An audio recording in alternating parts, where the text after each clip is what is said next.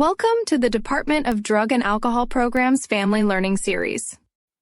This series is meant to provide concise and informative learning to help the loved ones of those suffering from substance use disorders obtain information and guidance on various aspects of this disease. In this video, we will be discussing setting boundaries and self-care. At the end of the video, please complete the post-learning check-in found on the Family Learning Series webpage. This brief check-in will provide feedback to DDAP on the usefulness of this video and offers the opportunity for suggestions on future learning to possibly be developed. Individuals seeking treatment or support for themselves or a loved one can call the toll-free PA Get Help Now helpline at 1-800-662-4357. It's available 24 hours a day, 365 days a year, and staffed by trained professionals. A live chat option is also available online or via text message at 717-216-0905. For those seeking help who may not be comfortable speaking to a helpline operator, remember you are not alone in this. By the end of the video, you will know what a boundary is and why it is important. How to develop and set healthy boundaries. What not to do when setting a boundary. How boundaries help you gain a sense of control and why they're important for self-care. What self-care is and why it is important. And finally, ways to integrate self-care into your life. Now let's begin. You might have been told that boundaries are important in family recovery. They are, but what is a boundary? Boundaries are emotional barriers that define, protect, and separate you from others. They help you identify the important ways that you want others to treat you. Boundaries minimize miscommunication and negativity, freeing you to enjoy healthier relationships with your recovering loved ones. You can think of boundaries not as walls, which exist to keep people out, but as fences. They mark your personal space, rights, and preferences. Boundaries are not about the other person or their actions. They are not punishment for your loved one's behavior. You can set boundaries for yourself whether or not your loved one engages in recovery. A person with a substance use disorder sometimes behaves in ways that are in direct conflict with healthy boundaries. Substances impact the brain in many ways, including impairing impulse control and obsession with getting and using substances. When substances are used in problematic ways, respectful behavior that had been taken for granted is often replaced by new, unacceptable behavior. Restoring or creating for the first time healthy boundaries is a key to positive interactions. Learning more about how the brain is affected by substance use disorder can help you understand a bit about why setting boundaries might be challenging. Your loved one might resist your boundaries by threatening to leave, harm themselves or others, or resume using substances after being in recovery. That doesn't mean that you should give up on setting boundaries. It will take time to work on boundaries, especially if you have not set them in the past. Here are a few things to consider. Think about what boundaries are most important to you. It's not likely that you'll change everything in a short period of time. Talk to all your family members so they are aware of your boundaries. It's best if everyone agrees on the boundaries, but even if other family members are not on the same page, you can set boundaries for you. Decide what you will do if the boundaries you set are not respected. Do not set boundaries when you are not willing to follow through with consequences. Expect some resistance to new boundaries, as your loved one may see your boundaries as an attempt to control them. This is important. In the event of a hostile response, your immediate safety is the priority. You may need to postpone the boundary discussion. Your loved one has boundaries too. Respecting their boundaries sets the tone in your relationship and makes it more likely that they will respond positively to you. Here are a few ways to set boundaries. 1. Begin with small boundaries and gain some confidence before moving on to bigger ones whenever possible. Saying, "I am not willing to answer the phone when you call in the middle of the night," might be a starting point. And then put your phone on silent or out of reach when you go to bed at night. That's just one example of a boundary. You will have your own ideas about what is important to you. 2.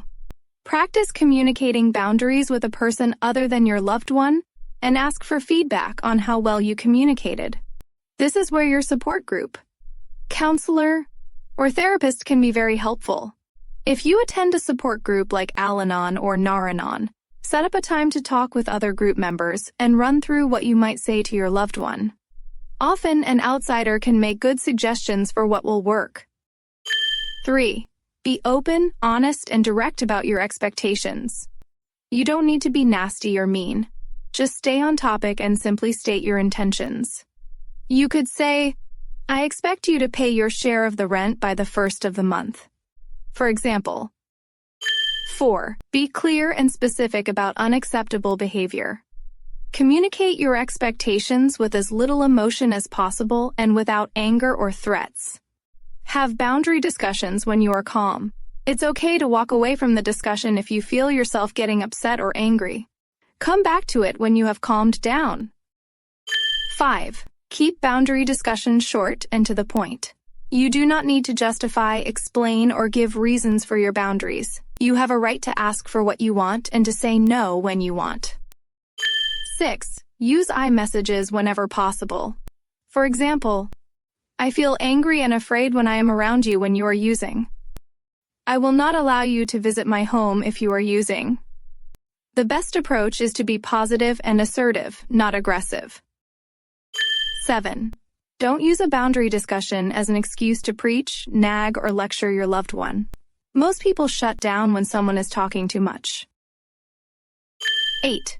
Avoid the "if you loved me, you'd do this" appeal. Your loved one's behavior has nothing to do with their love for you.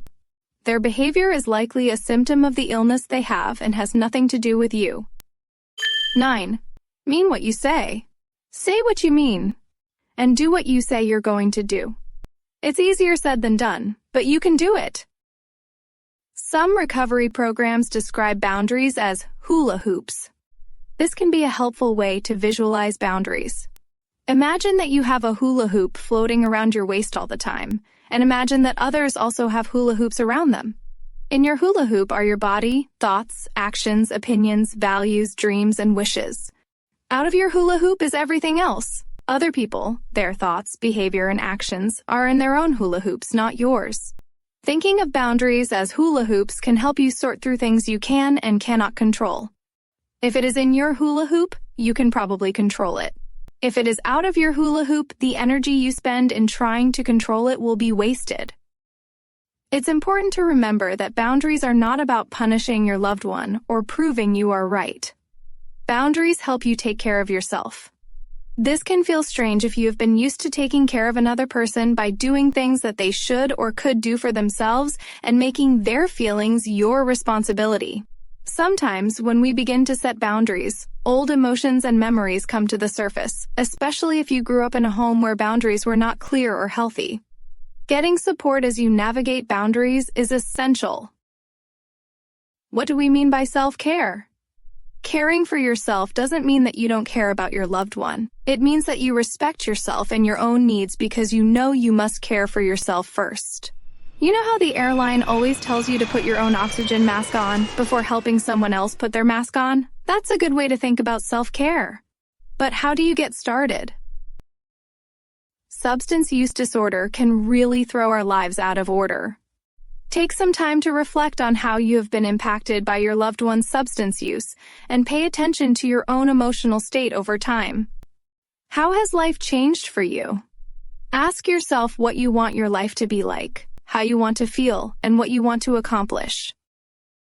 Make self-care a priority. Look after your health, fitness, and appearance. Make a plan to do something fun, no matter how small, each day.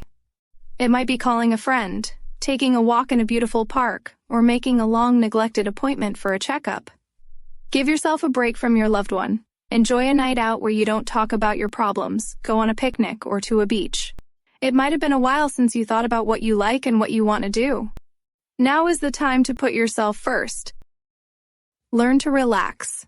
This is a skill that you can develop by choosing a quiet environment and learning how to meditate and calm your thoughts. Deep breathing and muscle relaxation can go a long way in helping you feel better.